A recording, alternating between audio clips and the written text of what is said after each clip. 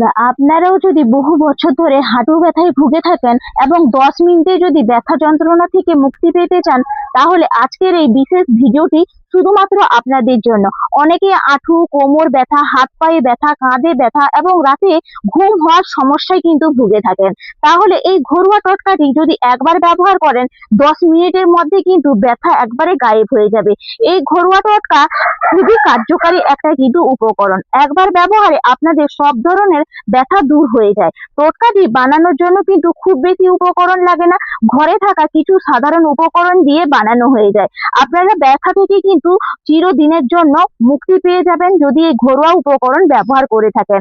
আমরা কিন্তু নানান ধরনের ওষুধ খেয়ে থাকি, ডাক্তারের কাছে যাই, কিন্তু আমাদের সেগুলো সাকসেস হয় না। অপরন্তু আমরা কিন্তু অপারেশনও করাই, তার ফলেও আমাদের কিন্তু ব্যথা থেকে মুক্তি আমরা কিন্তু পাই না।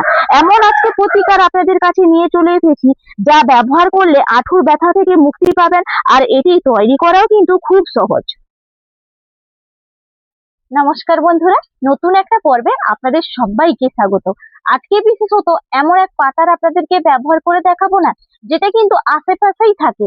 অনেকে কিন্তু এটার সঙ্গে পরিচিত না, বা অনেকেই জানেন না যে এই পাতাটা কি কাজে ব্যবহার করা হয়। দেখবেন আগেকার দিনে তো এত ডাক্তার বা এত অপারেশন বা এত কিছু কিন্তু থাকতো না।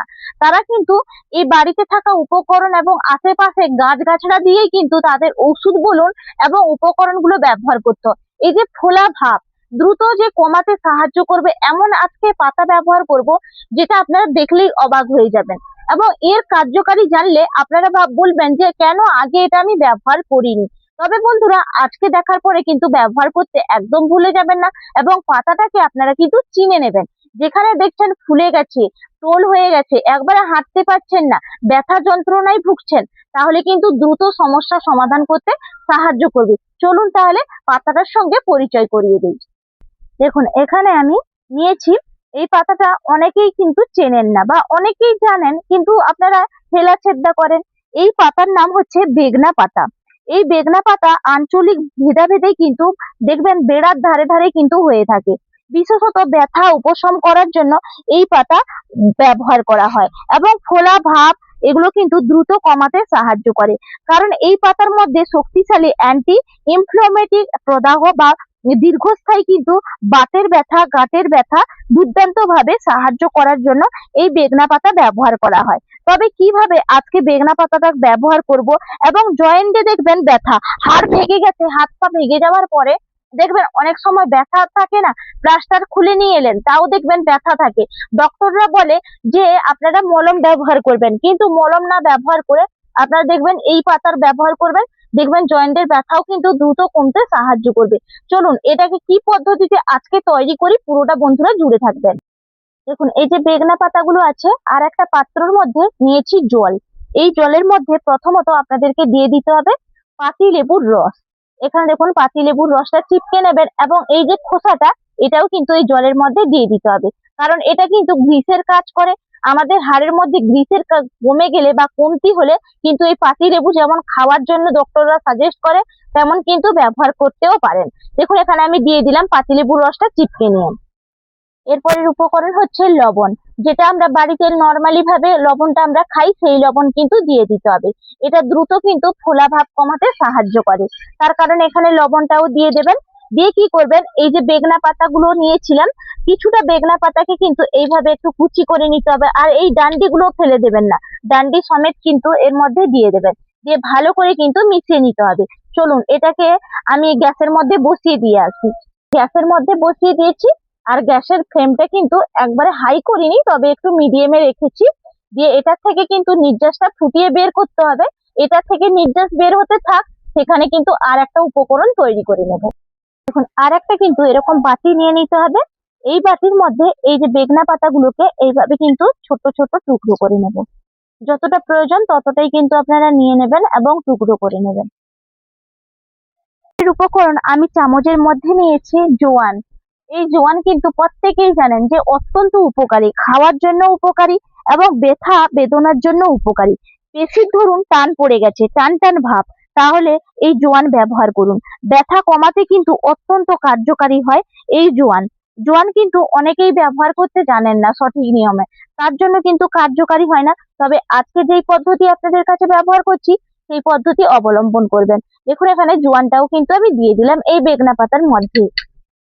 দেখুন এরপরের উপকরণ হচ্ছে দারুচিনি। এই দারুচিনির যে একটা ঝাঁঝালো ভাব না, এটা হাড়ের মধ্যে গিয়ে একদম ভিতরে কিন্তু বিপ্লব প্রবেশ করে এবং দ্রুত কিন্তু ব্যথা উপশম করতে সাহায্য করে। তার কারণে কিন্তু এই দারুচিনি ব্যবহার করা হয়। এইভাবে দেখুন আমি কিন্তু টুকরো টুকরো করে নিচ্ছি।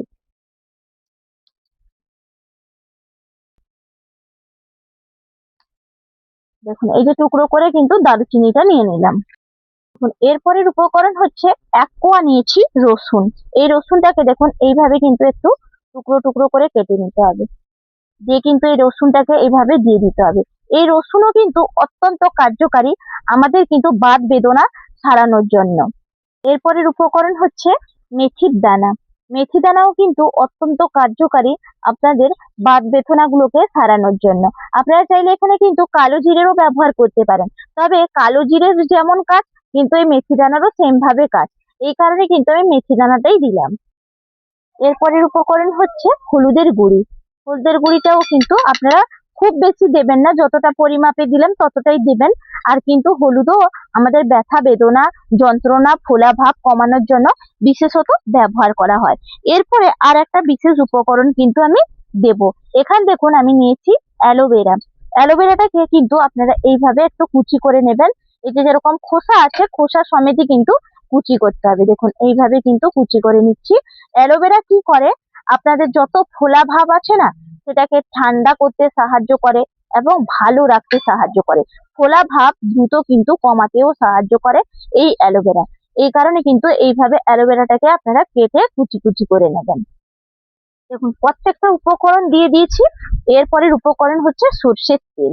এখন এখানে সর্ষের তেলটাও দিয়ে দেবো।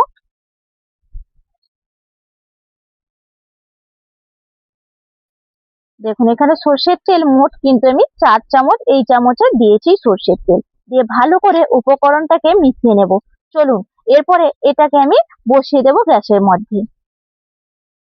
দেখুন আগে যে আমি জলটা বসিয়ে দিয়েছিলাম এই জলটা কিন্তু ফুটে গিয়ে দেখুন নির্যাসটা কিন্তু ছেড়ে দিয়েছে। এই সময় গ্যাসের ফ্লেম আমি বন্ধ করে দিচ্ছি। এটা এইদিকে ঠান্ডা হতে থাক, সেইদিকে তেলটা প্রস্তুত করে নেব।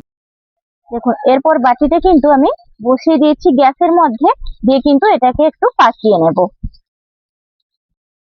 দেখুন সুন্দর করে কিন্তু এই যে তেলটা ফুটছে আর দুর্দান্ত একটা ঝাঁঝালো ভাব কিন্তু উঠছে। এরকম কিন্তু একদম মিডিয়াম আঁচে রেখে কিন্তু তেলটাকে পাকিয়ে নেবেন। যত সুন্দর করে পাকাবেন ততই কিন্তু এর কার্যকারী হবে। কারণ যেই কয়টা উপকরণ দিয়েছি এগুলো তেলের সঙ্গে কিন্তু দুর্দান্ত ভাবে মজে যাবে। দেখুন তেলটা কিন্তু একদম প্রস্তুত হয়ে গেছে। দেখুন পুড়ে যায়নি, কিন্তু প্রত্যেকটা উপকরণ দুর্দান্ত ভাবে মজে গেছে। এইভাবেই কিন্তু আপনাদেরকে তৈরি করতে হবে। এরপর গ্যাসের ফ্লেম বন্ধ করে এটাকে নামিয়ে নিচ্ছি। দেখুন এই যে পাত্রটার মধ্যে আমি যে ফুটিয়ে রেখেছিলাম নির্যাসটা, এখানে কিন্তু একটা এরকম কাপড় নিয়ে নেবেন, সুতিরই নেবেন। দিয়ে ভালো করে কিন্তু এটাকে চুবিয়ে নেবেন। দিয়ে কিন্তু আপনাদের যেখানে যেখানে ব্যথা অনুভব করছেন সেখানে এইভাবে কিন্তু দুর্দান্ত ভাবে সেঁকটা নিয়ে নিতে হবে। যখনই আপনারা এই গরম সেঁকটা নেবেন না দুর্দান্ত কিন্তু আরাম দেবে আপনাদের কোমরে, বা দেখবেন সিট দাঁড়াতে, বা দেখবেন অনেক সময় আঁঠুতে প্রচুর যন্ত্রণা হয়, খটমট করে আওয়াজ হয়, সেটাও কিন্তু বন্ধ করতে সাহায্য করবে। এইভাবে গরম সেঁকটা হাতের মধ্যে নিলাম, এরপর পায়ের মধ্যেও নিয়ে নেব। একইভাবে এই গোড়ালিগুলো আমার তো খুব যন্ত্রণা হয় সারাদিন কাজ করার পরে, আমি কিন্তু এইভাবে করলে খুব আরাম পাই বন্ধুরা। দুর্দান্ত ভাবে কিন্তু আরাম দেবে। আপনারা দাঁড়িয়ে দাঁড়িয়ে রান্নাও করতে পারবেন, সব কাজ করতে পারবেন অনায়াসে। দেখুন সুন্দর করে একবারে গরম সেঁকটা এইভাবে নিয়ে নিতে হবে।